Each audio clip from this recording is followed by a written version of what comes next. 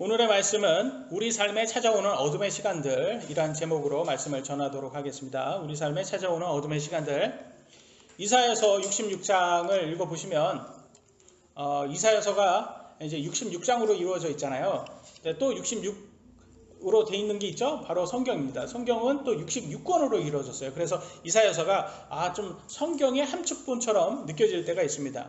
그리고 예수님 사역 당시에도요, 예수님께서 구약을 인용을 할 때 어느 책에서 많이 인용을 했냐면 바로 이사야서에서 많이 인용을 했어요. 그러고 보니까 이사야서가 굉장히 많은 진리를 담고 있구나라는 것을 다시 한번 확인할 수 있는데, 그래서 오늘의 본문 이사야서를 통해서 말씀을 전하도록 하겠습니다. 본문의 말씀은 45장, 이사야서 45장 3절에 이렇게 나왔습니다. 같이 한번 읽어보겠습니다. 시작. 내게 어둠의 보화와 내 이름으로 너를 부르는 나 곧 이스라엘의 하나님인 줄 내가 알게 하리라. 아멘. 하나님인 줄 내가 알게 하리라. 그러니까 하나님이 이 말씀을 하는 건지는 알겠죠? 그죠? 하나님이 얘기하시는 거고 누구한테 얘기를 하시는 걸까요? 이 사람은요, 이 사람의 이름은 고레스입니다. 고레스 들어보셨어요? 네. 그러면 이제 고래? 이거로 잘 생각하시면 죄송합니다. 아주 옛날 유행어인데 고래? 고레스를 그렇게 기억하시면 되는데 페르시아 왕입니다. 페르시아 왕. 고레스 페르시아 왕. 근데 페르시아 왕에게, 이스라엘 왕도 아닌 페르시아 왕에게 하나님께서 왜 이런 말씀을 하셨을까요? 참 놀라운 것은요, 고레스가 태어나기도 전에 하나님께서 이 말씀을 이사야를 통해서 예언을 하셨다는 거예요. 그러니까 이게 예언이에요, 예언. 고레스가 태어나기도 전에. 그리고 이 예언이 된 다음에 170년이 지난 다음에 고레스가 페르시아 왕이 됩니다. 놀랍지 않습니까, 여러분? 태어나기 전에. 그러니까 이거와 같은 거예요. 여러분이 태어나기도 전 170년 전에, 그때는 조선시대니까 조선시대 역사책이겠죠? 그때 여러분의 이름이 기록되어 있는 거야. 예언이 되어 있는 거야. 그리고 그 책 속에 보니까 여러분이 무엇을 할 것까지 예언이 되어 있어요. 그러면 여러분 어때요? 그 책이 사람이 쓴 책이 아니라 예언서잖아요. 그러니까 대단한 하나님으로부터 쓴 책이구나 라는 것을 좀 이게 일반적인 책이 아니구나 라고 생각을 당연히 될 거예요. 그죠? 여러분의 이름이 170년 전에 기록이 되었다면.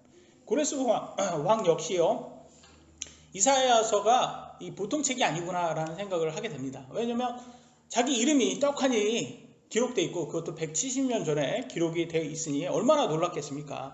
그래서 그 예언서에 있는 그대로 이 고레스 왕이 이스라엘 백성을 바벨론 포로에서 풀어주고, 그리고 이스라엘을 다시 보내줘요. 자기 나라로 귀양시켜주고, 또 바벨론이 훔쳐온, 이스라엘 성전에서 훔쳐온 보물들도 다시 이스라엘을 통해서 이스라엘 성전에 다시 갖다 놓습니다.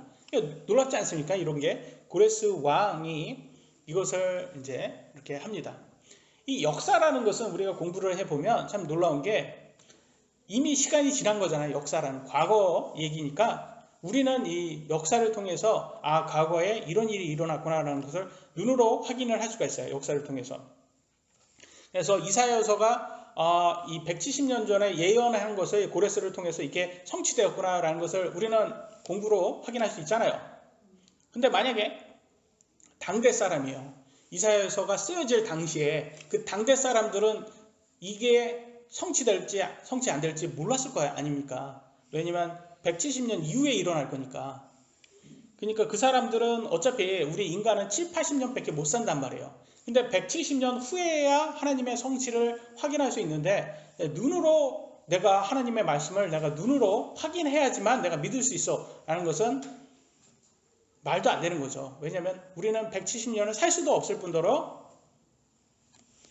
그거는 불가능한 거니까. 그래서 하나님께서는요, 우리에게 뭐라고 하십니까? 하나님의 말씀을 믿음으로 우리가 알 수 있다라는 거죠. 이해를 할 수 있다라는 거죠. 믿으라고 하셨고, 하나님께서 그 눈으로 확인해서 믿으라고 하지 않으셨습니다. 그래서 하나님을 믿지 못하는 사람들은요, 성경을 사실은 믿는 게 아니에요. 안 믿는 게 아니에요. 왜냐면 정확히 말하면 우리는 선택을 하는 겁니다. 믿음도 끝에 가 보면요, 결과적으로 선택으로 끝날 수밖에 없어요.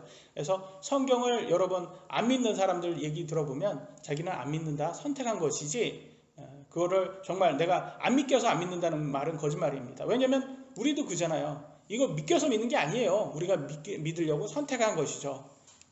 왜냐면 우리 인간적으로는 이거 눈으로 확인할 수도 없어요. 여러분 미래는 어떻습니까? 여러분 미래 하나님의 말씀대로 될까요? 안 될까요? 하나님의 말씀으로 된다는 거예요. 왜냐면 과거도 되었잖아요. 그러니까 우리는 된다고 믿는 거예요. 그래서 믿기로 선택한 것이고, 안 믿는 사람은 그냥 이런 거를 다 무시하고 나는 안 믿는다, 안 믿기로 선택을 한 거예요. 그러니까 결과적으로는 믿음이라는 건 곧 선택이다. 바빌론이 이제 남유다를 포로로 잡아갔습니다. 잡아간 다음에 몇 년 동안 포로 생활을 했는지 아세요? 30년 했나요? 50년 했나요? 70년 했나요? 하나를 딱 집어보세요. 30년, 50년, 70년. 50년? 이거 이사야서 읽었는지 안 읽었는지 이거 다 탄로 나는 거예요, 여기에서. 읽어도 그냥 이게 그죠? 70년. 자미님이 정확히 맞추셨습니다. 70년이에요, 70년.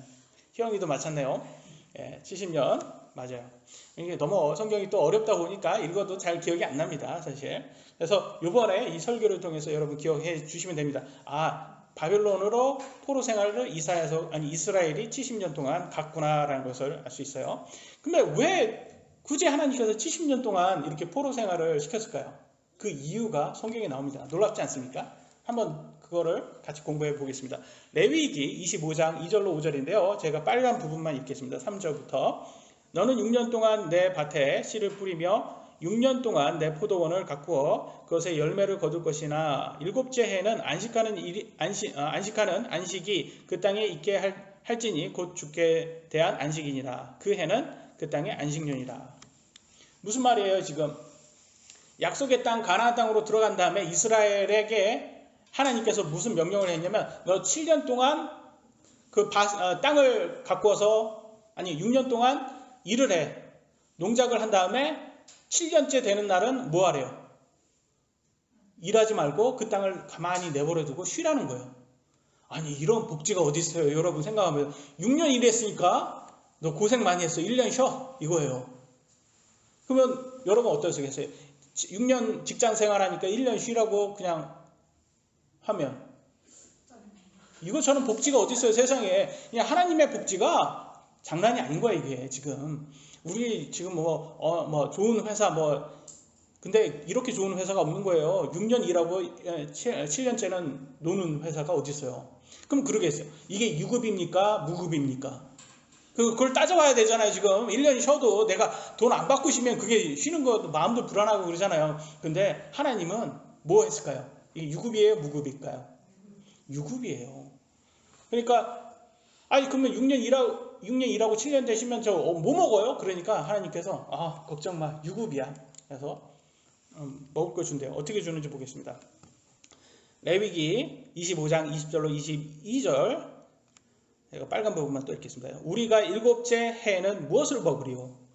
여섯째 해에 새 해 동안에 열매가 나게 하리라. 6년째 일할 때는 3년치의 열매를 준다는 거예요. 아홉째 해까지는 너희가 묵은 비축물을 먹으리라. 무슨 말이에요 지금?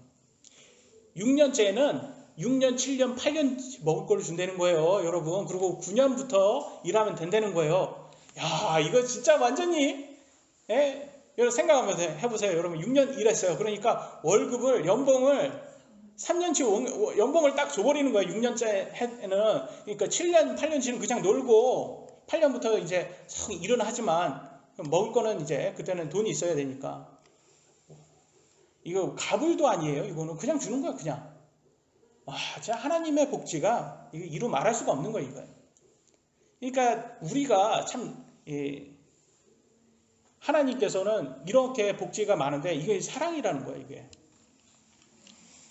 근데 약속의 땅으로 이제 들어가세요. 이제 이 말은 너네들 약속의 땅 가나안으로 들어가면 이렇게 해? 이렇게 얘기했어요. 그러면 딱 가서 들어가면 사람이 욕심이 있어요 없어요? 욕심 많죠. 6년째 딱 되니까 3년치를 딱 땡겨주셨어요. 하나님께서. 땡겨준 것도 아니죠. 그냥 딱 준 거죠. 이게 유급 휴가를 딱 보내주니까. 근데 7년째 딱 됐는데 7년째 일을 한 번 하면 엄청 이득이 되는 거예요. 얘네들한테는. 그죠? 하면 더 많은, 그러니까 아주 꽁으로 2년치를 더 먹는 거예요. 얘네들한테는. 그러니까 안식년을 했을까요? 안 했을까요? 이스라엘이. 안식년을 안 한 거예요. 이 안식년을 안 하고 계속 일을 한 거예요. 땅을 계속 놀리지 않고 계속 일을 한 거예요. 땅을.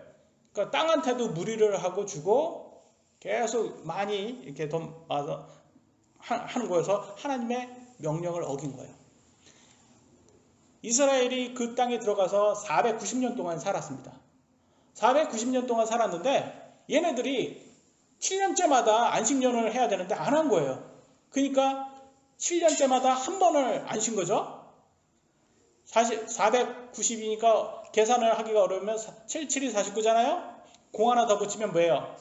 70이에요. 70번 안 지킨 거예요. 얘네들이. 안식년을 70번을 안 지켰어요. 그러니까 하나님께서 어떻게 해요? 그죠? 포로로 잡아가야지. 죄송합니다. 포로로 잡아가야지 땅이 쉴 거 아닙니까? 그 약속의 땅이 쉴 거 아닙니까? 왜냐면 사람이 없어져야 되니까. 그래서 잡아가요. 그래서 내가 그 땅을 쉬게 하겠다. 너네들 내 명령 안 지켰어? 알았어. 내가 너네를 그냥 포로는 내가 잡아가 줄게. 이런 거야. 그 말씀이 이렇게 나와요. 역대기하 36장 21절. 이로써 예레미야의 입으로 하신 주의 말씀이 성취되어 마침내 그 땅이 자기의 안식을 누렸으니 70년을 성취하기 위해 그 땅이 황폐한 동안 안식을 지켰더라. 그죠? 여기죠. 그냥 가만히 놔두고 이렇게 황폐하게 그냥 가만히 방치해 두는 게 이게 땅의 입장에서는 쉬는 거예요. 이게. 그잖아요. 여러분 집에서 뭐 할 때가 제일 쉬는 것 같아요? 아무것도 안 하고 가만히 소파에 그냥 이렇게 있을 때나 침대에 누워 있을 때가 이게 제일 쉬는 거죠. 가만히 쉬는 데가 땅도 마찬가지로 그렇게 쉬는 거예요. 하나님께서 이렇게 해서 쉬게끔 했단 말이에요. 그래서 사실 쉬는 것도 이것도 하나님의 명령이고 복지지만 우리가 지켜야 되는 거예요. 그래서 사람은 쉬어야 돼요. 사람은 안 쉬고 계속 일을 시키면 이게 사람이 번아웃 된다고 하잖아요. 번아웃. 그래서 땅도 마찬가지고 이렇게 하나님의 말씀은요 성취되지 않는 게 없어요. 땅에 떨어지는 게 없다고 하잖아요. 그것처럼 하나님께서 딱 이렇게 다 되는 거를 시간이 지나니까 다 확인이 돼요. 490년이 지났어요. 그러면 너네 70년 안식년을 70회는 안 지켰네. 그래 70년을 내가 안식년을 주겠어. 그래서 포로로 잡아갔잖아요. 근데 여러분 같으면 아유 하나님 490년이나 지났잖아요. 옛날 거를 굳이 그렇게 끄집어서 좌파들이 잘하죠. 이런 게 끄집어서 그런 걸 굳이 하겠어요? 해야 되겠어요? 아 하나님 너무 계산적인 거 아닙니까? 이렇게 하는 사람들이 있을 거예요. 근데 여러분 그런 사람들이 있어요. 넌 너무 계산적이야 하는 사람들. 누가 그래요? 돈꿔 간 사람들이 꼭 그러더라고요. 이렇게 돈꿔 줄 때는 이렇게 고맙다고 하면서 딱 이렇게 돈 받으러 가면 그러잖아요. 야 그런 것까지 계산해? 너 너무 계산적인 거 아니야?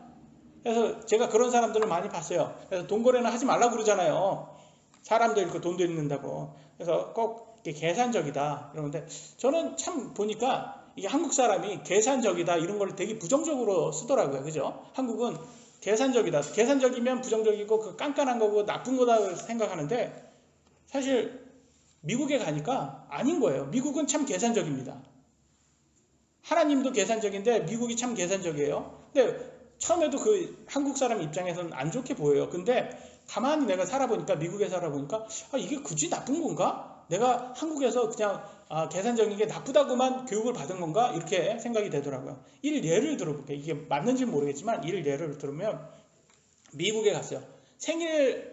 생일자가 초대를 합니다. 우리 식당에 가서 내 생일인데 같이 생일 축하 뭐 이렇게 해서 파티를 하자. 그래서 식당에서 만났어요. 그러면 이제 선물도 교환하고 교환이 아니죠. 선물도 생일자한테 선물 주고 밥도 맛있게 먹었습니다. 밥값을 누가 낼까요? 어떻게 낼까요? 자, 그죠. 저기 선물도 받았는데. 근데 만약에 거기서 밥값은 각자 낸다. 그러면 뭐라고 나왔어? 너무 계산적인 거 아니야? 이렇게 바로 나온단 말이에요. 우리나라 사람들은 어떻게 생일자가 계산적이게 어떻게 각자 그렇게 내라고 하냐, 계산적으로 그런단 말이에요. 근데 미국은 그렇게 한다는 거예요. 자기가 먹은 거는 자기가 내요. 목사님, 우리 같이 점심 때 우리 식사하는데 뭐 교회에 뭐 자금으로 하든지 아니면 이렇게 돌아가면서 내든지 하죠. 이렇게 할 수 있어요. 뭐 우리는 지금 현재는 교회 재정이 마이너스다 보니까 교회 재정은 지금 안 되지만 나중에 뭐 교회가 좀 재정이 돼서 하면 그렇게 충분히 누가 제의할 수 있잖아요. 할 수 있는데 그럼에도 제가 뭐라고 해요? 우리는 각자 자기가 원하는 거 맛있게 먹고 비싼 것도 다 시켜 먹어라. 근데 각자 먹은 거는 자기가 내라. 그러잖아요, 저는. 목사님 너무 계산적입니다. 이렇게 할 수 있어요, 여러분. 근데 제가 미국에 살아보니까 이게 편해요. 왜 언제 편하냐면, 우리 그러잖아요. 누가 와가지고 나 밥 사줘도 우리 불편하고, 밥 사줘도 괜히 좀 그렇고, 왜 그러냐면 이게 한 번 얻어먹으면 한 번 또 우리나라 사람 또 베풀어야 되잖아요. 근데 또 거기에서 또 뭐 내가 저번에 한 번 사줬는데 너 왜 안 사주냐 뭐 이렇게 했을 때 틀어질 때가 있단 말이에요, 사람들. 특히 그 눈치 없는 사람들은 계속 얻어먹어요. 예? 꼭 이제 돈 안 내는 사람들은 계속 돈 안 내고, 희영이도 그러죠. 친구 중에서 막 이렇게 어디 떡볶이 먹으러 가면 돈 얻어먹은 애들은 계속 희영이가 갑자기 찔리는 거 아니에요, 이거? 나중에 또 남자친구 생겨가지고 또 얼굴 이쁜 걸로 해가지고 어떻게 얻어만 먹으면 안 돼요. 밥도 한번 사줘야 돼요, 남자한테. 너무 얻어먹으면 또 한 번 얻어먹으면 또 한 번 사주고 또 그래야 돼요, 한국. 그래서 여태까지 한국은 좀 약간 그런 면에서 나중에 또 틀어지면서 또 그 얘기 나오죠. 근데 미국은 그럴 일이 없다는 거예요.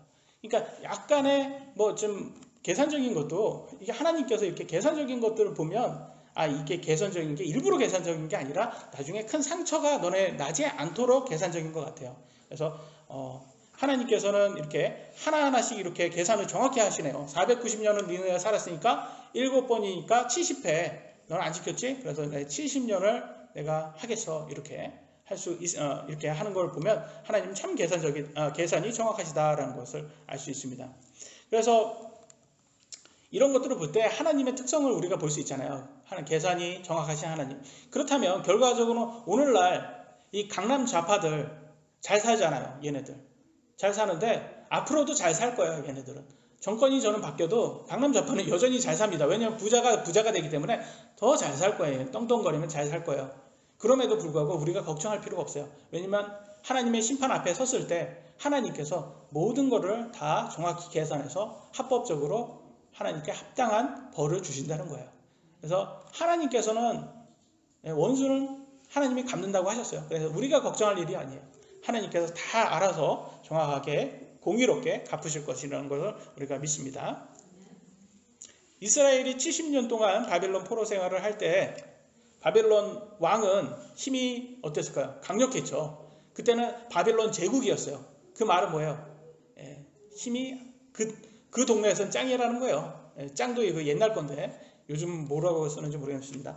하여튼간 바벨론이 가장 힘이 있었어요. 근데 얘네들은 힘만 센 게 아니라 우상숭배도 열심히 했던 것 같아요, 보니까. 그래서 어떻게 과시를 했는지 한번 보도록 하겠습니다. 얘를 하나님을 얼마나 무시하고 우상숭배하고 그걸 어떻게 과시를 하는지 바벨론 왕에 대해서 한번 같이 보겠습니다. 다니엘서에 나오네요. 5장 2절로 5절에 바벨론 이때 왕의 이름은 벨사살이었어요. 벨사살. 근데 이 사람이 어떻게 했냐면 예루살렘에서 그 하나님의 성전에 있는 보물들을 다 훔쳐왔잖아요. 강탈해 왔고 훔쳐왔는데 그거를 가지고 어떻게 했냐? 야, 그릇 갖고 와. 그릇. 하나님의 그릇 갖고 와서 내가 거기에 포도주를 마시겠어.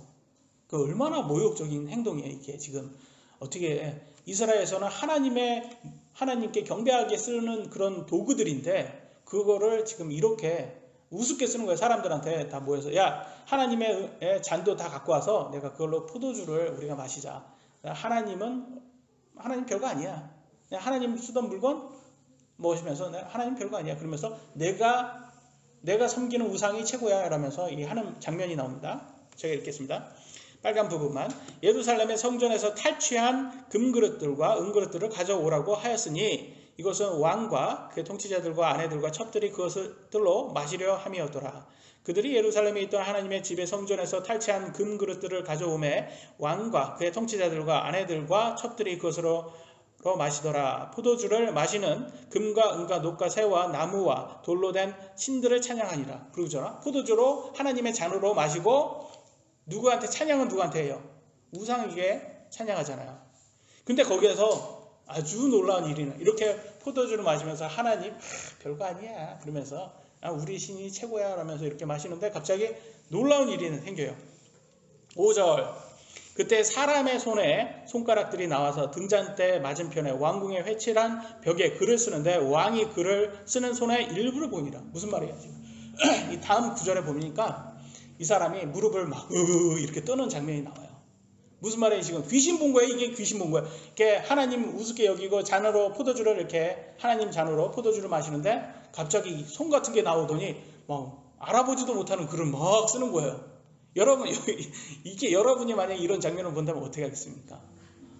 또 도망가다가 난리 난 거예요 지금. 근데 바벨론 왕이 암만 최고의 힘으로 강하더라도 지금 이건 난리예요. 이건 귀신이에요. 귀신 본 거예요. 그러니까 점술자, 뭐 마술사, 그때 최고에 되는 뭐 철학가 뭐 다 불러가지고 야, 저 글씨 저거 뭐야? 무슨 뜻이야? 이걸 물어보는 거예요.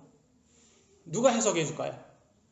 그죠? 다니엘서잖아요. 그러니까 다니엘이 최고로 왜 하나님의 영을 갖고 있으니까 그러니까 다니엘을 누가 추천해 주는 거예요. 그래서 그 전에도 바벨론 왕의 그 느부갓네살 왕일 때도 다니엘이 그렇게 해가지고 최고 높은 사람이 됐잖아요. 그러니까 그런 역사가 있으니까 다니엘을 또 추천을 해줘서 다니엘이 옵니다. 이 벨사살이 이제 느부갓네살의 아들입니다. 그러니까 이제 아버지 때도 잘 나가던 사람인데 그 사람 불러가지고 이제 저것 좀 해석해라. 그러니까 해석이 어떻게 나오는지 보도록 하겠습니다. 다니엘서 5장 26절과 28절이 거예요. 28절이네요. 그래서 그것의 해석은 하나님께서 왕의 왕국을 세셔서 그것을 끝내셨다는 것. 왕의 왕국이 나뉘어서 메대 사람과 페르시아 사람들에게 주어졌다는 것. 무슨 말이에요? 하나님께서 야, 솔직히 말하면 이런 거예요. 벨사살, 바벨론 왕, 너 끝이야? 너 죽어? 그거예요. 근데도 뭐 이 사람은 이제 다니엘을 이제 약속대로 다니엘에게 이거 해석하는 사람한테 높은 자리 준다. 세 번째 자료로 올려준다고 해서 이제 또 총독을 만듭니다. 그렇지만 그날 벨사살은 죽는 장면이 나와요. 다음 보니까 다니엘서 5장 3절 그날 밤에 갈대아 사람들의 왕 벨사살이 죽임을 당하고 죽죠. 참 이렇게 사람이라는 게 인간이 진짜 최고의 권력을 가지고 최고의 자리에 올랐어도 이렇게 하나님을 우습게 알고 우상을 섬기는 사람의 마지막의 모습이 이렇게 하나님의 말씀에 잘 나옵니다. 이런 걸 보면서 하나님을 두려워하는 마음을 가져야 됩니다. 여기에서 갈대아라는 것은 뭐예요? 갈대아는 바벨론 제국의 중심 영토로 바빌론을 뜻하는 거예요. 그래서 성경에서 갈대아 이렇게 보죠? 그러니까 이게 바벨론이구나 이렇게 생각하시면 되고요. 그 다음에 메대 다리오 왕이 이제 그 다음에 왕이 돼요. 31절에 보면 메대 사람 다리오가 그 왕국을 취하였는데 그때 그는 62세 가량이더라. 메대하고 페르시아는 같은 나중에는 이제 페르시아 제국으로 하나가 됩니다. 그래서 그 다음부터는 페르시아 왕이라고 칭을 합니다. 왜냐하면 페르시아 제국이 돼가지고. 그래서 이제는 바빌론 제국에서 페르시아 제국으로 바뀌는 그 과정을 보이는 거예요. 바빌론 제국 전에는 뭐였어요? 아시리아 제국이었어요. 그래서 요거는 조금 기억하시면 돼요. 아시리아 제국, 바빌론 제국, 페르시아 제국, 그 다음에는 어디예요? 그리스, 그 다음에 로마. 이렇게 기억을 해 주시면 좋겠죠.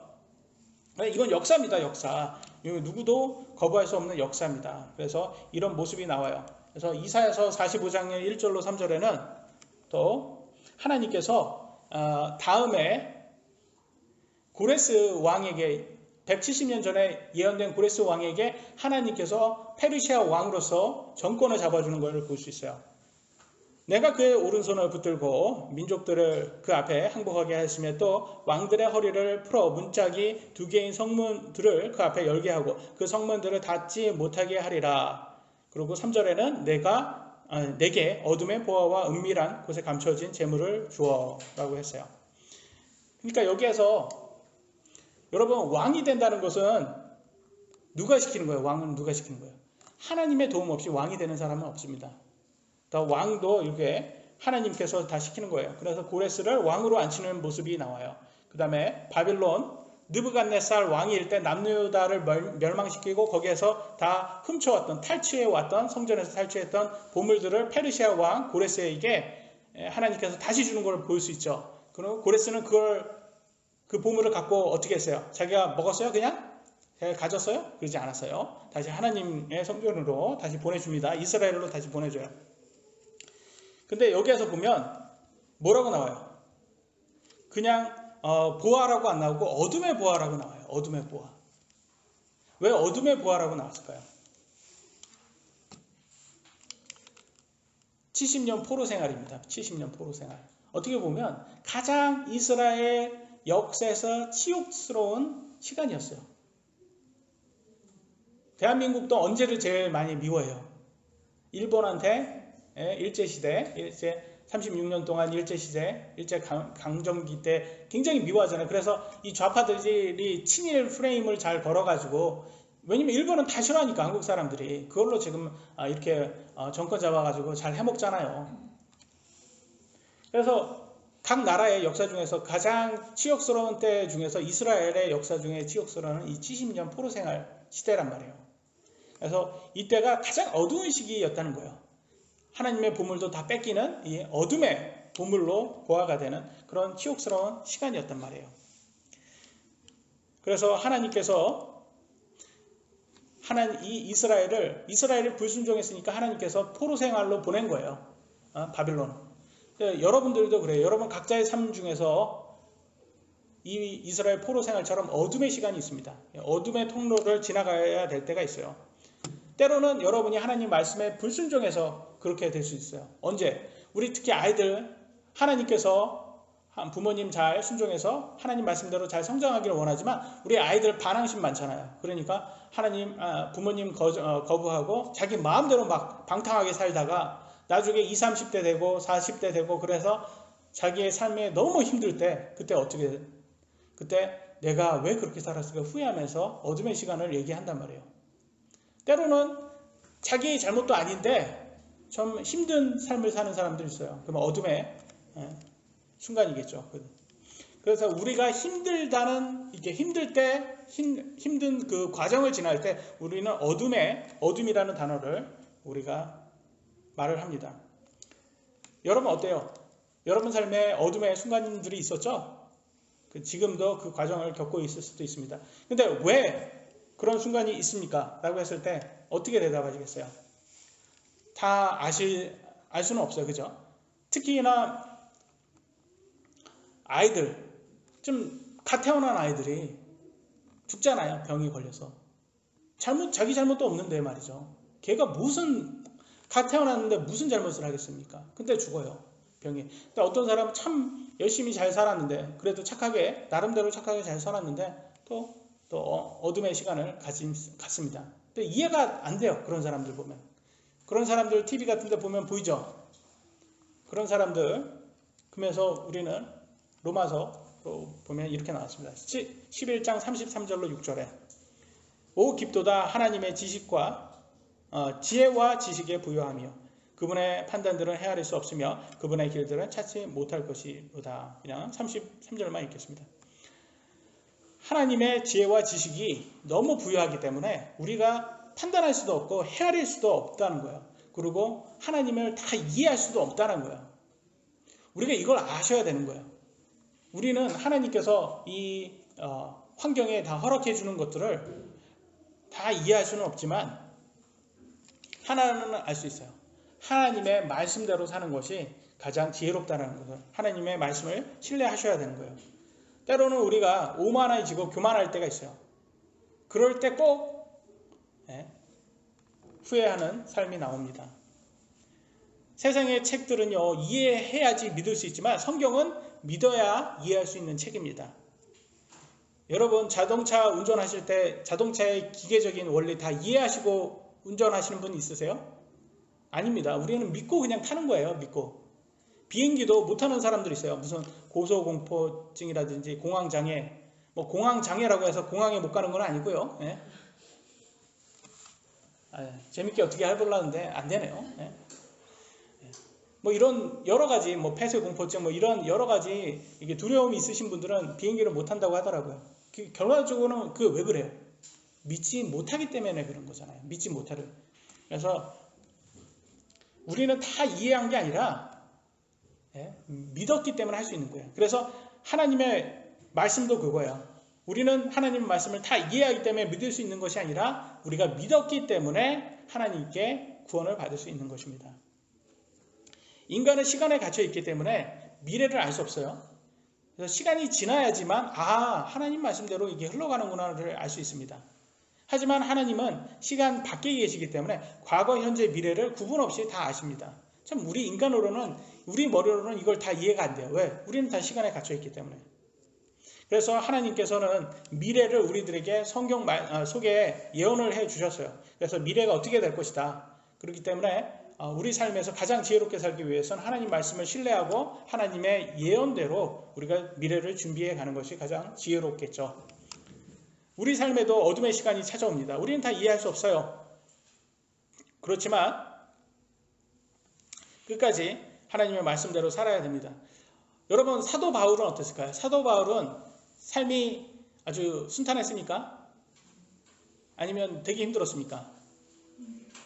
사실은 사도 바울이 사울이었을 때는 순탄했어요. 왜냐하면 사울이었을 때는 그래도 인정받고 바리새인으로 인정받고 아주 그 높은 자리까지 막 올라오는 승승장구하는 시기였어요. 근데 갑자기 예수님이 나타나가지고 뭐 이제 구원을 시키고 바울로 만든 다음부터는 아주 그때는 핍박이에요.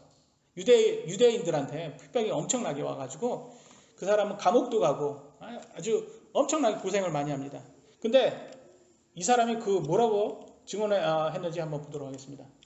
빌립보서 1장 12절에 그러나 형제들아 내게 일어난 일들이 도리어 복음을 전진시키는 기회가 된 줄을 너희가 알기를 내가 원하노라. 무슨 말이에요 지금? 내가 예수님 믿어가지고 감옥도 가고 거기에서 아주 핍박도 많이 받고 유대인들한테 돌에 맞아서 죽다 살아나고 그랬지만 그럼에도 불구하고 내가 감옥에 나를 보낸 이 원수와 같은 사람들에게 복음을 전하려고 나는 노력을 했다.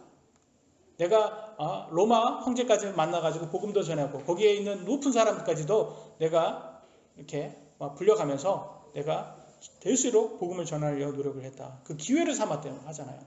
이 말은 뭐예요 여러분? 우리 삶에서 어둠의 시간이 찾아오잖아요. 그러면 그걸 통해서 하나님이 나를 사랑하지 않는구나. 내가 왜 이렇게 힘들까? 이게 아니라 하나님께서 이 기회를 통해서 하나님 복음을 전하라는 거는구나 라고 깨달으시면 더 성장하는 기회가 될 것입니다. 첫 번째 우리가 어둠의 시간들에 대해서 첫 번째 볼 거는 결코 변하시지 않는 하나님입니다. 우리 하나님은요 절대 변하시지 않습니다. 그래서 우리는 항상 그분에게 감사를 해야 돼요. 그래서 시편 107편 1절에 이렇게 나왔습니다. 같이 한번 읽어보겠습니다. 시작.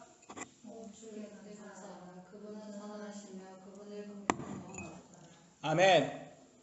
우리가 시간이 지나면요 하나님께 감사하고 하나님의 긍휼에 감사할 수가 있어요. 언제가 될까요? 어둠의 경로에 들어갔다가 나올 때. 어둠에 들어가면 경로에 들어가면 힘들어서 그런 거 생각 못해요. 근데 거기에서 딱 이렇게 지나고 딱 나오잖아요. 그러면 이게 다 하나님의 보호가 없었으면 내가 이렇게 살 수가 없었구나 라는 걸 깨닫게 됩니다. 그래서 여러분 군대 가는 사람들 그잖아요. 군대 가는 사람들 군대 생활하면서 얼마나 힘듭니까? 여기는 지금 남자분이 지금 여기 오늘은 없으셔가지고 남자분이 없으셔가지고 군대 얘기를 할 수가 없겠네요. 아쉽지만 그래서 사실 여러분 어둠의 경로를 기쁘게 들어가는 사람이 있을까요? 여러분 삶의 고난을 기쁘게 받는 사람이 있어요? 없어요. 그래서 성경에도 나왔어요. 그 힘든 순간은 누구도 기뻐하지 않는다. 이건 슬픈 시간이다. 네, 보도록 하겠습니다. 히브리서 12장 11절 이제 어떤 징계도 그 당시에는 기쁘게 보이지 아니하고 슬프게 보이나 그럼에도 불구하고 나중에는 그것으로 말미암아 단련된 자들에게 그것이 의의 화평의 열매를 맺느니라. 아멘. 여러분 이 징계를 하나님께서는 징계로 주세요.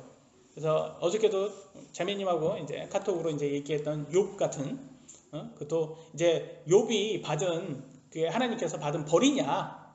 그래서 주위 사람들은 다 네가 잘못했으니까 벌 받은 거야. 그게 네가 죄 졌으니까 네가 벌 받은 거야. 다 이렇게 했단 말이에요. 근데 욥은 이게 욥은 마음이 그렇지 않잖아요. 자기는 그래도 나름대로 열심히 하나님께 살았는데 그 벌 받았다, 내 죄로 벌 받았다니까 이게 마음에 그런 거예요. 근데 알고 보니까 이게 징계였던 거예요. 단련시켜 주려고, 나중에 단련시켜 주려고 징계로 준 거예요. 욥이 잘못해서 받은 벌이 아니었다는 거예요. 그게 시간이 지나니까 알 수가 있었던 거죠. 근데 그 와중에도 또 욥도 잘못을 했겠죠. 왜냐면 자기를 더 의롭게 여기잖아요, 하나님보다. 근데 이게 인간이기 때문에 다 그렇습니다. 우리가 뭐 욥을 어떻게 판단할 수가 없어요. 왜냐면 욥은 대단합니다. 우리가 봐도 야, 우리가 저런 상황이었으면 뭐 하나님을 욕하지 않았을까 그런 생각이 들죠. 마찬가지예요. 우리도 부모님 밑에서 자라는 우리 아이들, 선생님이라든지 이렇게 징계받을 때 좋아하는 사람들이 있을까요, 없을까요? 없죠. 다 징계받는 거 좋아하는 사람 없습니다. 다 슬픈 시간이에요. 근데 그렇게 해서 징계 잘 받아서 훈련 받아서 잘 큰 아이들은 나중에 시간 지난 뭐예요? 부모님께, 선생님께 감사합니다. 그죠? 근데 제가 이렇게 대끼문 좌파들 막 사는 애들 있잖아요. 보면 하는 애들 이렇게 보면 참 이렇게 미래를 생각하지 않고 막 사는 애들, 특히 30살 이런 애들 제가 보니까 유튜브에 나와서 막 얘기하는데 특히 남자들은 이렇게 자동차로 좋아가지고 자동차로 평생 번 돈을 다 자동차로 쓰는 애들이에요. 얘네들은. 근데 얘네들은 다 보니까 대끼문들이에요.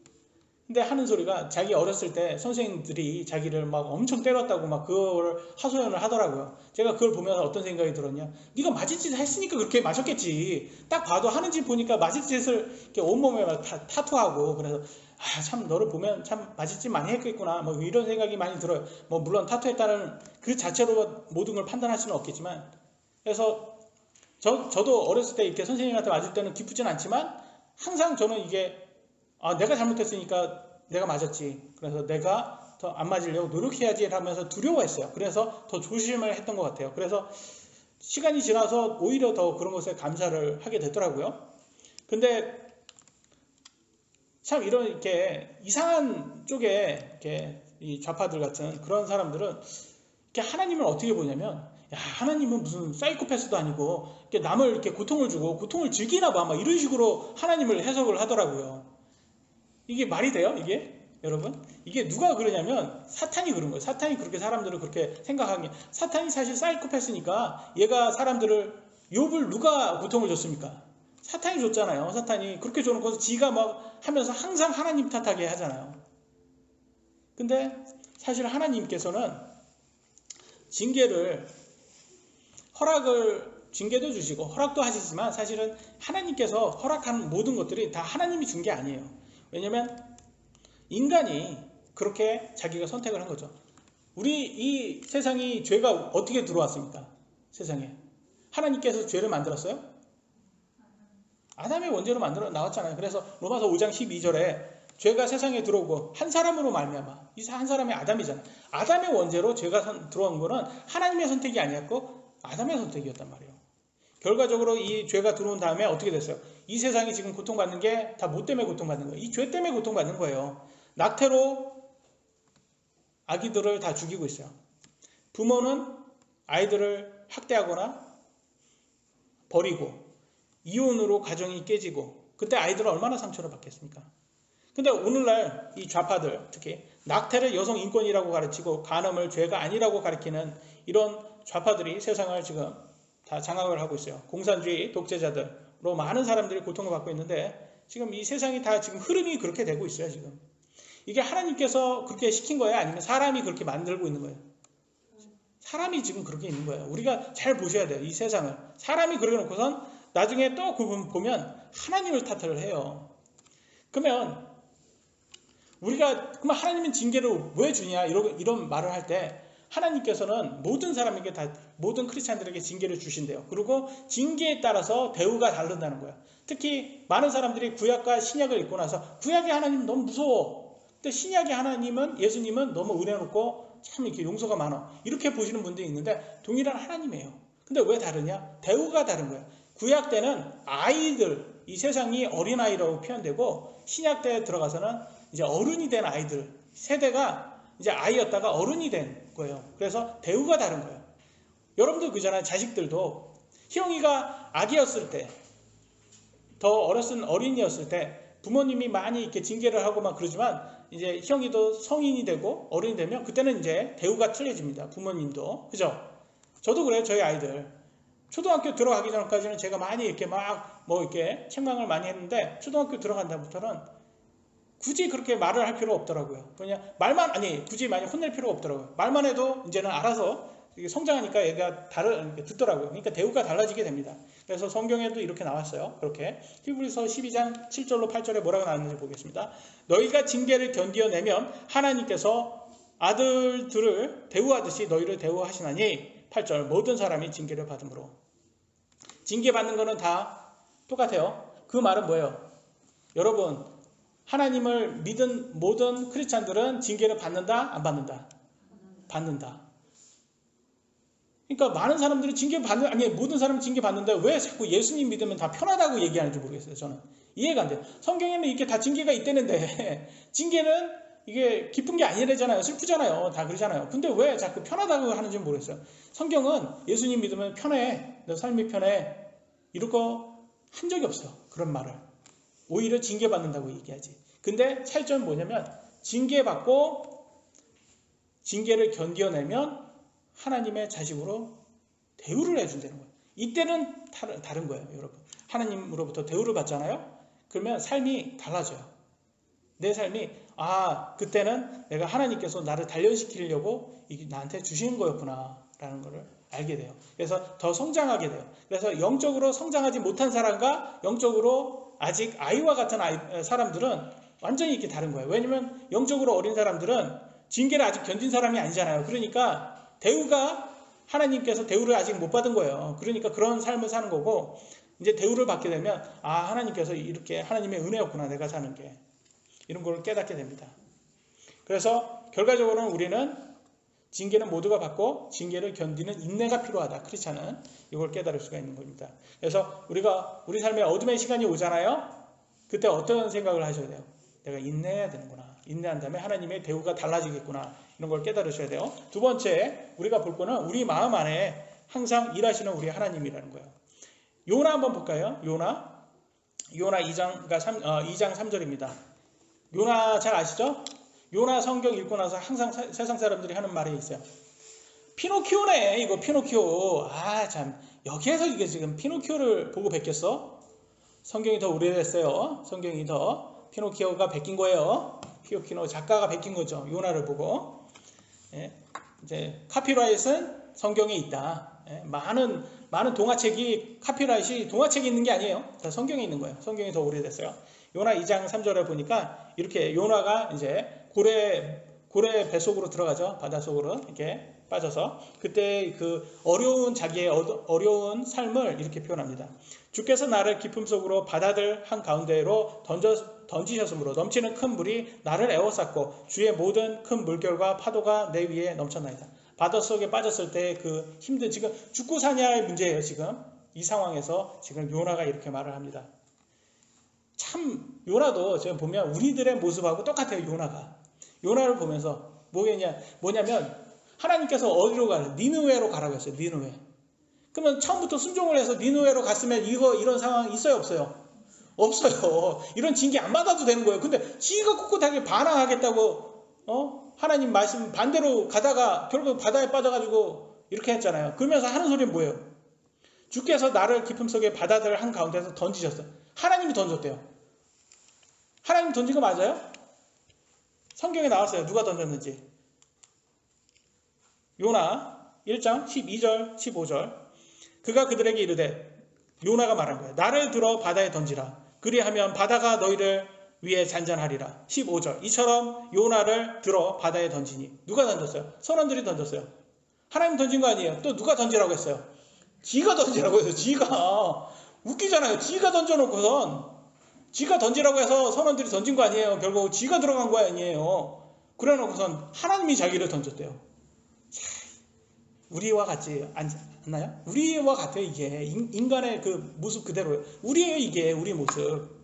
우리 어떻게 해요? 욕심 때문에 내 욕심 때문에 막 가요. 하나님의 뜻대로 가는 게 아니라 내 욕심 때문에 이거 내 삶이야. 내가 원하는 삶을 막 살다가 나중에 그거로 인해서 고통이 오면 하나님께서 나한테 이렇게 고난을 줬다.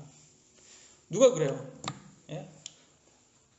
돈 욕심에 큰 돈을 벌려고 전 재산을 주식에 투자를 한 다음에 주식이 떨어져서 다 돈을 잃은 사람들이 항상 그래요.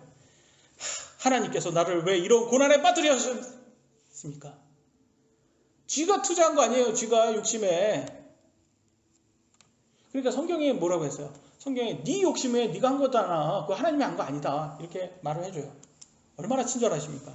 야고보서 1장 13절로 14절. 아무도 자기가 시험을 받을 때 내가 하나님께 시험 받는다 하지 말라. 그러잖아요. 하나님 준 거 아니야. 하나님께서는 친히 아무도 시험하지 아니하시니라. 오직 모든 사람이 자기 자신의 욕심에 이끌려 유혹을 받을 때 시험을 받나니.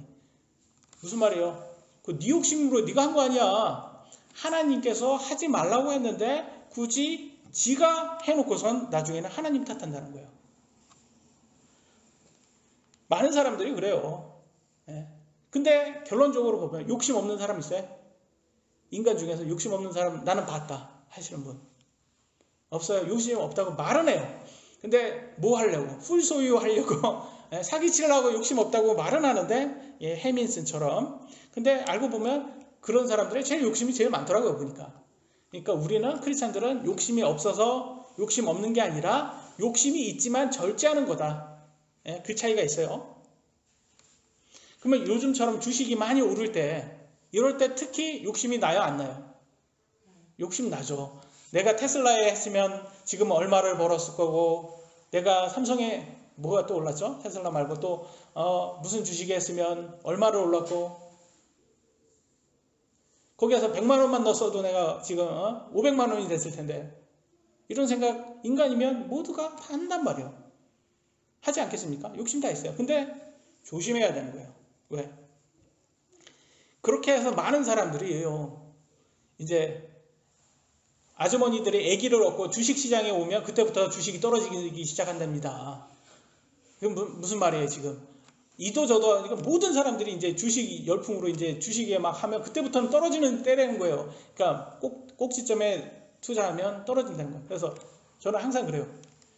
저는 겁이 많아서 이런 걸 못하지만 많은 사람들이 조심해야 되는 거예요. 언제 떨어질지 모르지만. 그래서 특히 우리 젊은 사람, 희영이 또 나중에 이제 직장 생활하면 제일 좋은 거는 돈을 정직하게 벌어서 잘 저축하는 게 중요하지. 한 번에 돈을 막 벌려고 하면 그거는 하나님께서 싫어한다는 거죠. 특히 이런 사람들이 있대요. 이렇게 돈을 해서 만약 주식이 떨어지거나 뭐 해서 특히 도박 같은데 그런 데 빠진 사람들은 원금을 다시 찾고자 하는 마음으로 또 무분별하게 더 많이 하다가 더 큰 재산을 잃고 또 빚까지 진다고 합니다. 그러니까 참 조심해야 되는 거예요. 욕심으로 죄가 나고 욕심으로 죄가 잉태를 한다고 하죠. 사실 부모는 아이들 잘 되라고 이렇게 징계를 해도 징계를 합니다. 하나님도 마찬가지예요. 크리스찬들한테 잘 되라고 징계를 하는 거예요. 근데 하나님께서 너 돈을 사랑하지 말라 이런 말을 하죠. 부자가 또 천국에 들어가지 못한다. 낙타가 바늘구멍 들어간 것보다 부자가 천국 가는 게 더 힘들다고 하는 그 말 자체가 무슨 말이냐? 이게 뭐야? 가난하게 살라는 뜻이에요? 이게? 아니에요. 이게 삶의 목적이 물질에 있거나 남의 것을 탐하지 말라는 뜻이에요. 이게 정직하게 하나님께서 주신 것을 가지고 만족하라는 거예요. 그러면 크리스찬으로서 세상의 모범이 되기 위해서는 어떻게 살까요? 상류층으로 사는 게 좋을까요? 중산층으로 사는 게 좋을까요? 아니면 이렇게 빈부가 있는, 그러니까 빈부에 많이 차이 날 때 좀 이 프로레타리로 사는 게 좀 좋나요?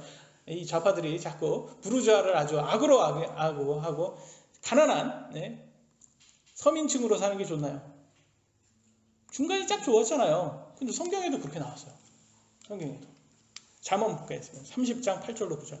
헛된 것과 거짓말들을 내게서 멀리 옮기시오며 나를 가난하게도 마옵시고 부하게도 마옵시며 내게 알맞은 양식으로 나를 먹이시옵소서. 내가 배불러서 주를 부인하고 말하기를 주가 누구냐 할까 염려하오며. 누가 말해요? 아까 바벨론 왕 비슷하죠? 주가 누구야? 하나님 누구야? 하면서 막 포도주 마시는 바벨론 왕이 생각납니다. 또는 내가 가난하여 도둑질하고 내 하나님의 이름을 헛되이 취할까 염려하나이다. 그잖아요. 사실 가난한 사람들이 누가에게 제일 많이 속는지 아세요? 좌파한테 맨날 속아 넘어가요. 나이가 젊은 20, 30대 가난하잖아요. 아직 돈을 이렇게 재산을 많이 모아놓은 게 없어요. 그러니까 가난하니까 좌파한테 잘 속는단 말이에요. 근데 나이가 조금 이제 40, 50대 돼가지고 이제 재산도 좀 마련하고 집도 이제 마련한 중산층이 된단 말이에요. 그러면 사실 우파 쪽으로 가게 돼 있어요, 세상이. 그래서 현 좌파 정부가 집을 못 사게 지금 다 서울에 집값을 다 10억으로 다 올려놨어요. 왜 그럴까요? 다 사람들 집 사지 말라는 거, 이게 집 못 사게 하려고. 근데 지난 정부 때는 뭐라고 했어요? 대출 많이 해서 집 다 하나씩은 다 사라고 그러잖아요.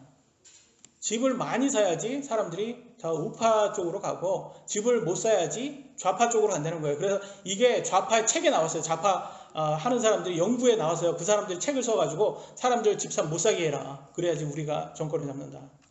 그래서 옛날에 뭐 어떤 그 정치인이, 좌파 정치인이 그랬잖아요. 여러분, 우파 찍으면 이 나라가 부자가 됩니다. 이렇게 얘기를 했잖아요. 실제로. 이 나라가 부자가 됩니다. 아니, 부자가 되는 거 좋잖아요. 근데 이제 얘네들은 속마음을 어떻게 이렇게 드러낼 때가 있어요. 그래서 지금 이 현 정부가 수도권에 이제 이렇게 집을 할 때 항상 공급을 주면서, 사실 공급을 많이 줘야지 집값이 떨어지는데 공급을 안 주고, 사실 이 사람들은 어떻게 했어요? 지금 규제만 계속 했단 말이에요. 규제만 하고 이렇게 뭐 재건축 할 때 더 규제도 풀어주고 공급을 많이 해줬는데, 그건 안 하고 얘네들이 했던 게 뭐예요? 신도시. 계속 신도시만 했단 말이에요. 근데 알고 보니까 지금 LH 사건을 통해서 우리가 뭘 알 수 있어요? 아, 이게 신도시가 이게 부패의 맛집이었구나. 얘네들 땅 투기의 맛집이 여기에 있었네. 알고 보니까 이걸 우리가 깨닫게 되는 거예요. 그래서 얘네들은 공급을 안 해주고 또 여기에서 또 돈을 많이 처먹는구나, 또는 걸 이렇게 알 수 있습니다. 두 개 하니까 50분이 넘었네요. 빨리 끝내겠습니다. 마지막입니다. 우리의 의지를 반대하시지 않는 우리 하나님. 우리 하나님은 보면요, 결과적으로 보면 하나님께서는 우리의 의지가 중요한 것 같아요. 우리가 어떻게 사느냐. 요나도 보면 하나님께서 요나를 바꾸려고 뭐 이렇게 폭풍도 주고, 그래서 고래 뱃속에도 이렇게 들어갔다가 와가지고 회개하고, 그래서 결국 니느웨로 가게끔 해주잖아요. 그러니까 보면 하나님께서 우리에게 징계를 주는 것은 바른 길로 인도하는 그 길인 것 같아요. 이렇게 한데, 그런데 만약에 여러분이 끝까지 하나님 말씀대로 안 살려고 한다, 그러면 어떻게 해요? 하나님은 그다음부터는 노토치예요. 그다음은 그래, 네가 원하는 대로 가. 그래서 정말로 하나님께서는 심지어 자신을 부인할 수도 있는 자유의지까지 허락했어요. 이게 진정한 사랑입니다. 요즘 젊은 사람들 보면 특히 여자친구가 헤어지자고 했다고 폭행하고 심지어 살인까지 하는 데이트 폭력이 심각하다고 하잖아요. 이건 사랑이 아니죠. 집착이죠. 이건 폭력이고 범죄입니다. 그래서 나중에 희영이가 나중에 남자 만날 때 이런 남자 만나면 절대 안 돼요. 너무 집착하는 사람들 만나면 이건 사랑이 아니다. 자식이기는 부모 없다는 말처럼 자식의 의지를 다 꺾을 수는 없습니다. 그래서 부모가 막 이렇게 자식이 잘못된 길로 갈 때 부모는 너무 안타까워서 여러 가지를 해보잖아요. 달래기도 해보고, 또 그렇게 하면 뭐 안 된다 그래 협박 같은 겁도 줘보고 여러 가지 해보지만, 결국 너무 막 의지가 강한 아이들 보면 결과적으로 자기 마음대로 살다가 나중에는 후회하게 되죠. 하나님도 마찬가지인 것 같아요. 우리 하나님도 참 이 세상이 어떻게 지금 하나님 말씀대로 살면 너무 좋겠지만 현실은 아니에요. 현실은 다 지금 한국이나 미국이나 다 좌파의 장악이 되어 있고, 공산주의뿐만 아니라 동성애, 낙태, 페미니즘 다 찬양하고 있습니다. 종교는 다 허용하는데 이상하게 기독교만 반대하고 있어요. 하나님이 사랑이시라면 왜 이런 것들을 다 허락할 거예요? 라고 묻습니다. 그때 하나님께서는 이렇게 말합니다. 너의 자유의 의지를 존중한다. 이렇게 말씀하실 거예요. 하나님께서. 그래서 이 세상이 지금 이렇게 고통스러운 거는 하나님께서 하신 것이 아니라 죄가 그렇게 만든 거고, 그거는 우리가 선택한 겁니다. 우리의 자유의지입니다. 그러니까 각자 그거는 자기가 책임져야 되는 거죠.